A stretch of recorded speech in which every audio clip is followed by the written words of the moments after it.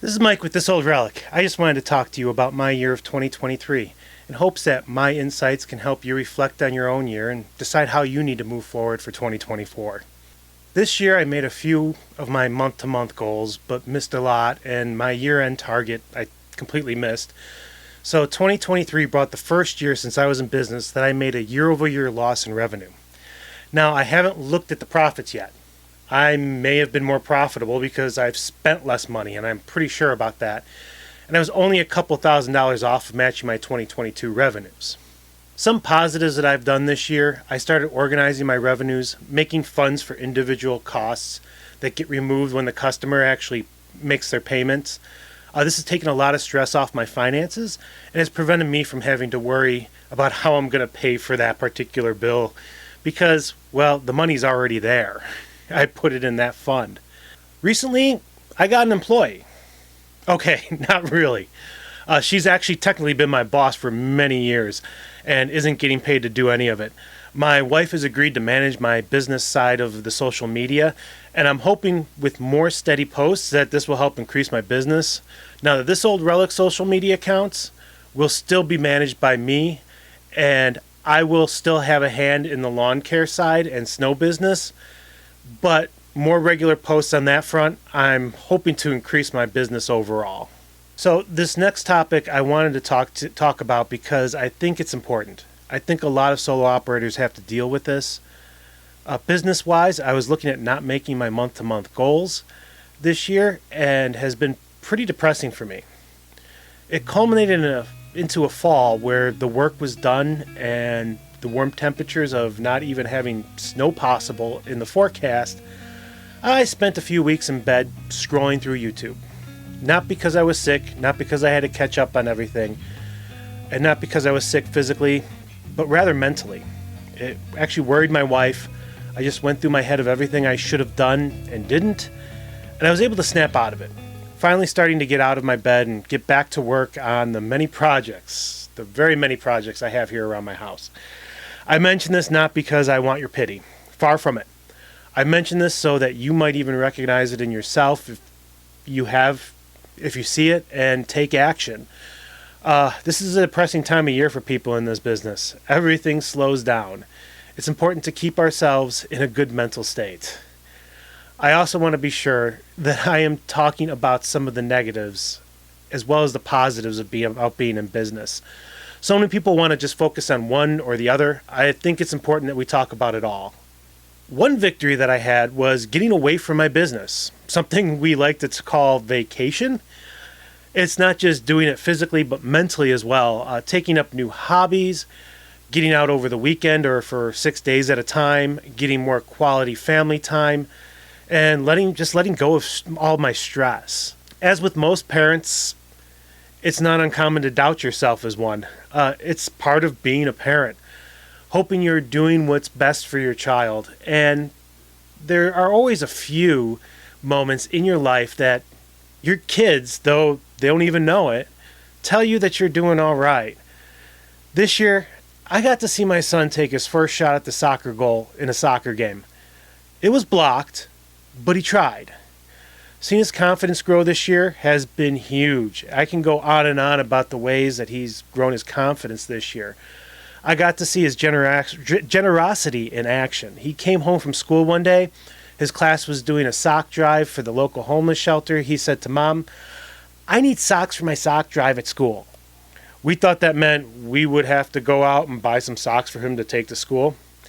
He immediately went to his room, pulled out of his personal money $100 and said, "I need you to take me to the store." $99.97 later, he walked out with many bags of socks. He did buy socks for his drive, and he did it through his own sacrifice for others. My wife has stepped up her personal fitness goals. She started doing CrossFit and even brought the entire family out to live one of her dreams: to be a spectator at the CrossFit Games. Not a participant, but a spectator at the CrossFit Games, particularly the finals. She had watched it on TV for many years, and this past year she started going to a CrossFit gym. I never really understood the sport myself, but she was excited. Something you have to understand about marriage: that your spouse's dreams are something you need to at least be along for the ride on. She actually also took up running, which she was doing a little bit before, but she ran 3 half marathons this year. And she convinced me to join her for one of them. I don't know what I was thinking. Oh, I've done a fair job keeping up with the vehicle maintenance this year, although I'm fighting a dreaded PO300 code on my truck right now. Some of you winced when I said that. Once you get that code, you will never forget it. Multiple cylinder misfires. And it's there, solo, by itself, meaning it could be spark plugs, coils, battery, fuel issues, timing issues, or even a major engine issue. And I need that truck up and running. Winter is here, even though there is no snow. They're saying we're going to get some by the beginning of next week. As for the YouTube channel, I've started bringing in another direction. You might have noticed. I'm still keeping everything else, but I'm starting to do news reports. I love doing these. I broke out with the Honda canceling the most popular push mower. I did a company profile on Briggs & Stratton, and this is one thing I know well. I went to college to become a journalist and even worked for a newspaper. If you really want me to do a video on why I'm not doing that anymore and into lawn care, let me know in the comments. But, with a background in political and investigative news, I feel as if I'm bringing something that is missing to the table in the internet lawn care space. So what does all this mean for 2024? I believe we can learn from the past, but live in the present for the hope of the future. So if what has happened doesn't affect my goals of the future, then why reflect? So with the business I wanted to grow, I'm sure we'll all like to do that, right? So I plan to put more time into marketing, and with my new social media manager, that will put me in a better position to focus on marketing. Door-to-door flyers just typically don't work in my area. I want to do better. Target and planning with social media ads and looking at doing every door direct mailers. I have a target route to hit up first. High-priced properties in a neighborhood I already have a customer, and they don't allow door-to-door flyers. So I figured that would be a good start subject to figure out if that's going to work. All those things that I should have done last year that I was thinking about while wallowing in my own self-pity in my bed, it doesn't mean that I can't do them this year. As far as YouTube, one goal that I didn't reach was subscriber numbers. I was shooting for 1,000 community members here, but I'm not upset about that at all. I do prefer quality over quantity, and the quality of the community members here is amazing. So if you aren't already subscribed and think you can bring a high quality to the community, go ahead and click the subscribe button. And while I have gone this far already, I might as well just tell you, hit the like or the thumbs up to, the like button. That'd be helpful. I want to take the news reporting further and developing more of those company profiles, but I don't want them to be like historical accounts. I want them to have a good hook. Something like Briggs & Stratton since bankruptcy. I don't want to be here. Toro started making engines in 1914 for the Bull Tractor Company. Though interesting, it's just not very contemporary. Those do take some time to put together. I'm also working out all the logistics to start doing interviews. So there may be some podcasting type style on the channel. What I hope is not just to bring in voices from inside the industry, but also voices from outside who can shine some light on some of the issues that we're facing today. Experts on certain current events topics.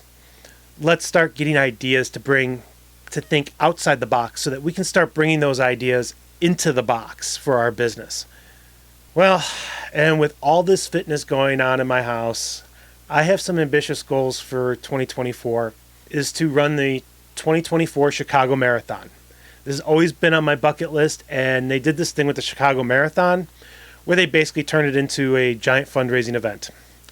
Now, as a runner, in addition to training, I have to raise money for a charity, a lot of money, in addition to paying close to $300 just to run.